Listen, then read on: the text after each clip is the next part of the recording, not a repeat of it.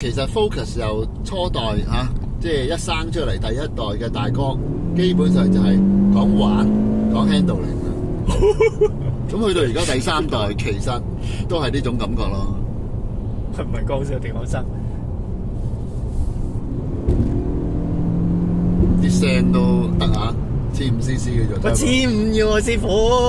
同埋我留意過佢哋嗰個最高嘅轉速咧，即係因為 turbo 關係咧，唔會太高轉速，係6000左右啦。係。咁但係架車基本上，如果去到6000，一定係超速到不得了㗎啦。因為我頭先揸過下就。咦，有 pedal 喎佢。係啊，有加減波㗎。有喎。因為佢呢個都係一個可以加減嘅6前速嘅自動波嚟嘅。嚇！咁你試下拍埋落去 S 咧，你而家係 D 嘅普通模式 ，S 咧會再激啲嘅，係嘛？S 模式咧，佢就會大約咧，佢就喺5000零轉先肯轉波。咁變咗咧就可以扯多啲嗰個 engine power。咁呢一副1.5計咧就個馬力都幾犀利嘅喎，182匹嘅喎。哇！182匹。係啊。超過1公升一匹馬力㗎，係嘛？哇！係喎，如果你咁計，真係超過。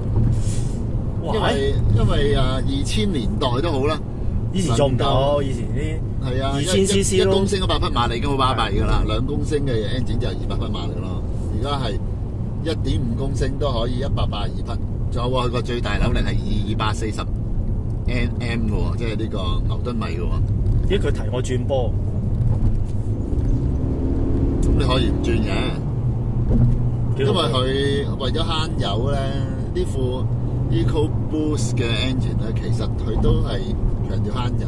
如果冇記錯咧，佢個慳油數字咧係每公升汽油可以行到15.4 km 嘅，係好誇張。因為幾年前嘅車，我諗大約3-4年前嘅車啦，冇而家咁Euro 6嗰啲咁慳油啦。大約係1公升汽油咧，應該都係行12到啦，係12、13啦。而家就15.4嘅，咁當然同佢1500cc有關啦，再加 turbo啦。